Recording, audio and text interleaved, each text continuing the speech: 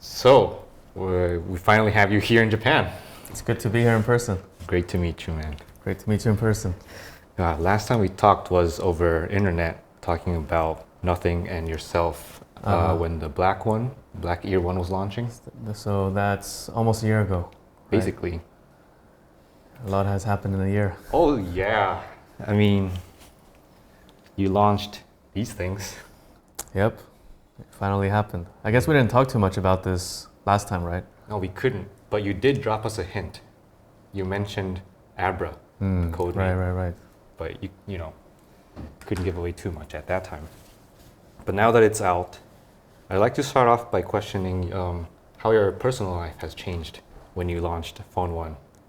I've just been really busy. Busy? I don't really have too much of a personal life, but my, how should I put it, my mindset has changed a bit since last time. Because when we talked last time, there was many uncertainties about whether we would be able to launch a phone.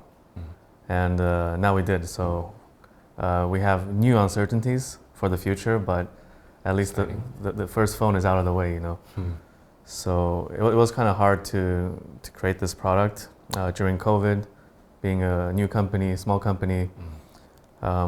Most people, or everyone who's tried to do this in the last 10 years as a startup has failed. So when we last spoke, we were facing some supply chain challenges. Right, for the year one. For the phone For one. the phone as well. Yeah. Oh, right, because it must have... Year one was on the market, and we were trying to get all the suppliers in place to work with us. And they were quite skeptical. Like, why would you be different than the other ones? The other ones that haven't been successful? And every time they fail, their partners lose money. So like, okay, we've made bets like this before. It hasn't worked out. Why would this work? So on a personal perspective, it feels like a lot of progress has been made. Let's put it that way. So a little bit of relief. A little bit relief, but even bigger problems to deal with. Oh, are you hinting about a new product coming out this year, next year? It's just a different stage of the company and on product, but also we have a much bigger team than last time. I don't know, I forgot how many people we had last time we spoke, but now we're like 400. Oh, growing. Yeah, so with that comes new challenges, and with this product on the market, there's expectations for the future. So more on the shoulder. Yeah, but it's good. I think we've made a lot of progress. And then, a little bit about your gadget life. So, what gadgets do you use personally? Phone One. This one? Yeah. So my work computer is a M1 MacBook Air. Oh. I'm getting the M2. Okay. And this Air. M2 Air, yeah. This is my main phone, Black Phone One. Would you be able to show us your front? Like the home screen? Yeah. I mean, it's a pretty standard home screen, like with chat apps and social media and stuff. Gadget life. Nothing Ear One, Nothing Phone One, And MacBook.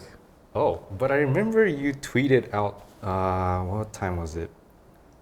Sometime this year earlier, you said you're switching back to PC after 15 years of Mac. Yeah, I hadn't played computer games for a long time. And a lot of them were incompatible with the Mac, so I bought a gaming laptop. Oh, which one? It's from Asus, I think. And there's one that's co-designed with Errolson Hugh, a Berlin-based designer behind the techwear brand Acronym. So I kind of bought it for him as well. I like him as a designer, so I got that computer. Yeah, I've been playing some games, but my work computer is a MacBook. Which games do you play? I spend the most time on League of Legends. Hey. You also play? Yeah. Sam and Hiro also plays, I think. Dota. Sorry. Excuse me. And lately, Wild Rift on the phone. Yes. League of Legends. I think it's quite well made. Yeah, surprisingly well made. Is it popular here? I'm not sure. I think Apex is more popular here. So, you're in Japan. Why are you here? This is my first business trip to Japan. When we first kind of designed our business plan and all the markets we're going to launch in, Japan was more of just like a trial. Our team didn't have a lot of experience in this market, and after kind of soft launching the Ear One, the results were much better than we expected. A lot of our website traffic comes from Japan, great traction for the product, excitement from consumers, so we decided to learn more about the market. We launched a smartphone, and most sales here in Japan for smartphones happen with carriers. So we're here also exploring future partnership opportunities with carriers, because if you want to become a kind of household name, that's the route you have to go. Yeah, carriers are really strong here. Yeah, like the US. So you came to Japan to see what it's like. What did you learn? I met this friend called Verbo. He has a fashion brand called Ambush. And he said, like, Japanese culture is like a remix culture with influences from all over the world, and it kind of gets remixed. So that's quite interesting to think about. There's a lot of influences from all over the world, and then it kind of gets made uniquely Japanese in a way. We had Japanese spaghetti the other day. Ooh. Like seafood style spaghetti. Ah. Yeah, that was interesting. Is it the fish egg one? Yeah, that's the one I had. Tarako spaghetti じゃん. It was weird but good. Interesting. And we learned about the need for Felica. Oh yeah. We'll touch on that. Yeah. All right. I want to pivot to phone one. Okay. So this year, February, on Twitter, you said back on Android. Which phone did you tweet that from? From a prototype phone one. So you had one already back then. Yeah. What did that look like? It looked pretty similar but less refined. Is it basically as you imagined when when it was in the concept? Now you see the physical thing, basically. It's very, very close. The degree of reproduction is super high. When you started to work on phone one, what were you prioritizing? There was a lot of things to get right. What were we prioritizing? I think for a smartphone, it needs to be handled very seriously, because it can look cool. It can have interesting features like the glyph interface, but at the end of the day, it's a utility device as well. There's some hard requirements that the user has on the smartphone, and it has to cover edge cases. For instance, if you want to call the police in an emergency, your phone cannot restart when you're trying to do that. So stability, reliability, it sounds boring, but those are really important things for a smartphone. So that's probably the number one priority, to get that right, and then we can build on top of it. And then, well, obviously, when you talk about phone one, glyph. At what point did you greenlight that idea? Like, what convinced you to say, yes, we'll do glyph? From day one. From day one, when we saw the concept, we were like, okay, let's do this. What? Wow. Our design team doesn't miss. It's one design, and we start work. So there weren't other ideas, there was just glyph. Yeah. Wow. This is the first concept. We made this shortly after starting the company. Well, so like even around the time when Ear One was in progress. Yeah, it was already decided a long time ago. Wow. But making it happen is really hard, right? Because the smartphone supply chain is very mature, and there's a standard way of building phones. Camera, processor, RAM, mechanical engineering, just put everything together, and maybe make the color on the back a little bit different, make it shiny, different types of reflections in the light. Nobody has ever done this, so there wasn't any mature, like, off-the-shelf solution. So this process we had to develop ourselves. It's 0.2 millimeters, the glyph. It's very, very thin, because the smartphone needs to be quite compact. Every little area, every little space really matters.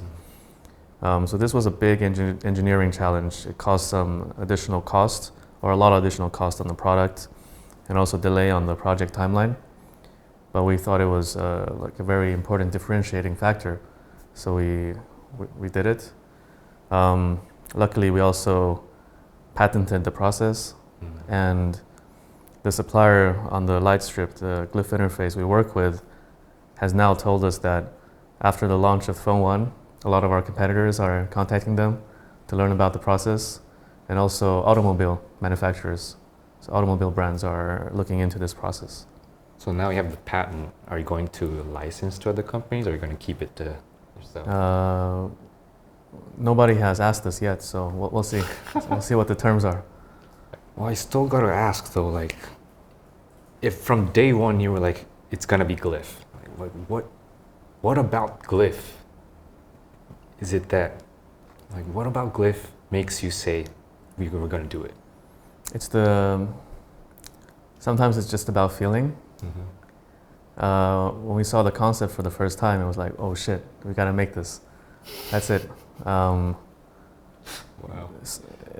Sometimes it happens, and you know it. You gotta do it. You gotta do it. There's not a lot of products today where when you see it for the first time, you want to pick it up or you're excited about it.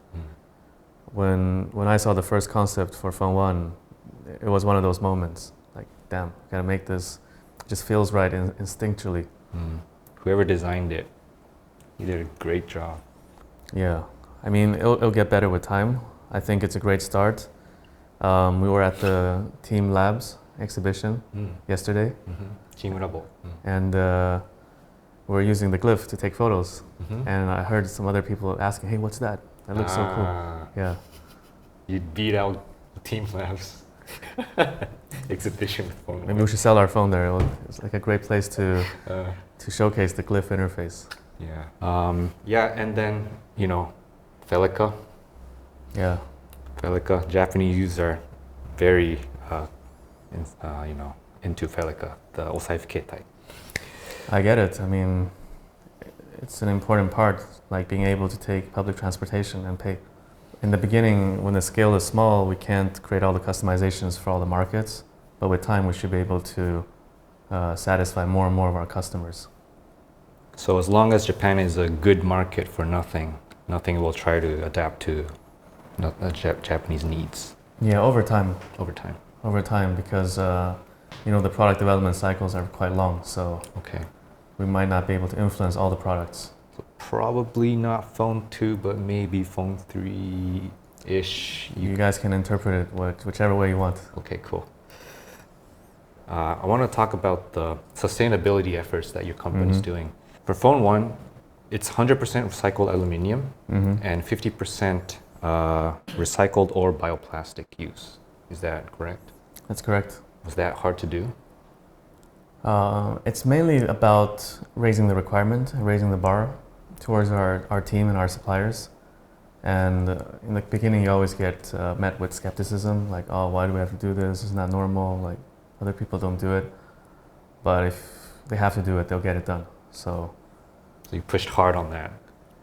We have a sustainability team that pushed hard on that within our company. Yeah. So they have to challenge the other teams to align with the sustainability goals. But you think it's crucial that you do? Yeah, I think it's the right thing to do. The global warming is real, and I think it feels like it's accelerating. So it's really hot here, right? Yeah, we should do our part, definitely. And but it's not about the greenwashing stuff. Like, if you brag too much about it, you do something small and you make a big deal out of it, I don't think that's the right strategy. I think we should just focus on the real things. How can we focus on the product? How can we make the product more and more sustainable? How can we keep measuring and reducing the carbon footprint?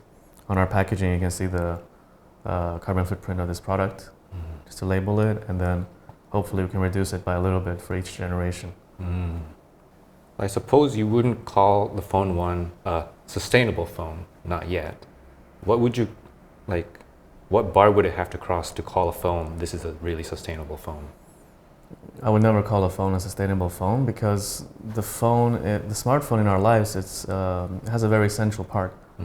It's the way we communicate, it's the way we consume news, it's the way we keep in touch.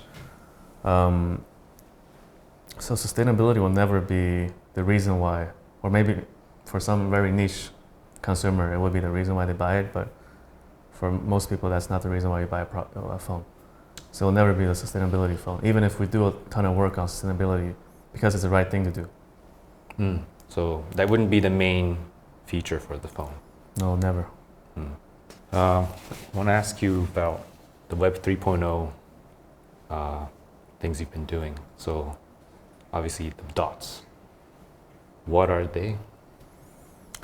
The dots are, you can even forget about Web3. It's because I think a lot of the, like 95% of Web3 is are scams, Web3 stuff. It's very speculative. If you buy something, you just want to sell it for more money. It's not something we want to be a part of. But I do think as a technology, it has the potential of changing the world and how things work. When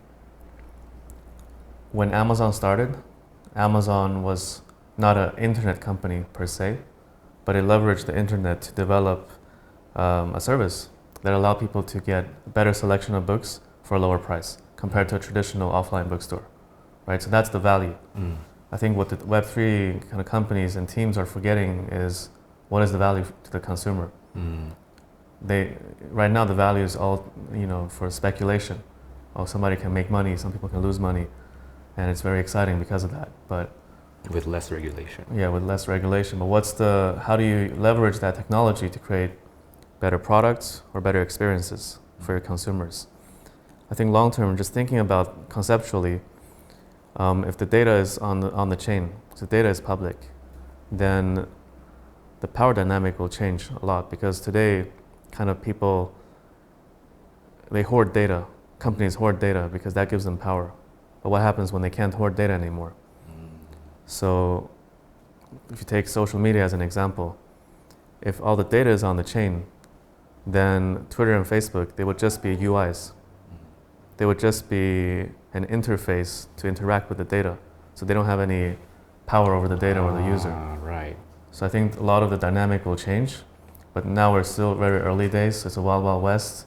A lot of the scammers or like speculative projects. For us, we're not sure about a lot of the things within Web3, but what we are sure about is that we can leverage some of the technology to help build our community. So the Black Dot, it's a long answer.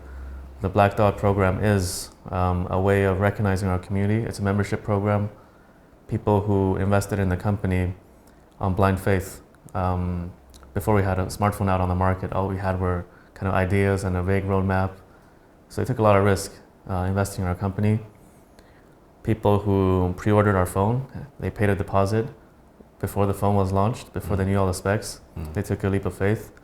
So these two groups of people got the Black Dot, and when we do launch events or other events, a lot of them are exclusive to Black Dot holders. Later on, we might expand the program into exclusive merch or other types of engagement with the company. So it's a fan membership program. It's not for speculation. I see. So it's like signing up to the Nothing team, basically. Nothing team. And the concept is like, our logo is made up of dots. So right. In a way, we're all dots. Uh-huh. And we just connect the dots and we do something big together. So we want to be more decentralized. We want to be more democratic as a company. How we can build a company together with our users, with our community. We allowed our users to invest in the company early on. On the board, we have user representation. So how can we use the DOT program to connect the dots, more and more dots, to our company and build it together? That's the vision behind it. I see. And now I want to ask you, the interesting part, I guess, the future of Nothing. The future of Nothing. Yes. Sounds weird. In your eyes, when you were working on Phone One, the phone industry was in stagnation. How do you see the PC industry right now? How does it look like to you? We didn't start Nothing as a smartphone company. We wanted to build an ecosystem of products that are executed to a very high level that have a iconic and consistent design language and that are seamlessly connected to each other, much like the Apple ecosystem. I think Apple has a great ecosystem, but there should be more options. There cannot only be one option on the market. And because Apple is so successful and so big, they need to be quite mainstream. They need to create products for everybody. So I think there's an opportunity for a brand like us to be more focused on a certain group of people. For instance, younger people or more design sensitive people, and still build that kind of ecosystem experience. So that's always been the goal. Well, I'm asking you this because back then when you said, you're back on Android, a few months later, the phone 1 comes out. And then on Twitter this year, you said back on PC. So, one can only assume through the similarities here. We have I think last time we spoke, I told you about the book we made in the beginning. The design. Yeah, we already have a lot of products kind of concepted out already. But whether we keep executing on that or if we change our roadmap, a lot of it depends on how each product does. Each product unlocks the potential to do the next product. So, yeah, we have a lot of ideas. We got to keep focused, keep delivering on the current product. And then, last time you mentioned Abra code name for us. Thank you for that. That was exciting. Any new code names that you can mention today? There's a lot of code names. Our code names, exciting. Okay. Blossom will be the next one. Blossom. And Alakazam. Okay, I don't know the Japanese name. What? I like that one. You like that one? Yeah, Oh gosh, I don't get it. Which Pokemon? Alakazam is like It's the final form. Right? It's the final form of Abra. Oh. Okay. No, yeah. Okay, I see. Does the little English meaning also have something to do with the product itself? Yeah, that's a good question. We have a logic that we haven't shared. Maybe our community can find it one day. All right, let's get on it, guys. But it's set in stone, so it'll never change the logic. A little more about the future. Where do you see Nothing being, like maybe 3, 5, 10 years later? We should keep making good products, and they should get better and better. And that's it. We need to be very cognizant of the fact that we're a product company. Some people say that there's a lot of hype about the company and all that, but if you don't deliver on the product, that will disappear. People queue up to new Apple launches because Apple has a history of delivering great products. So you have an expectation that the future products will be good.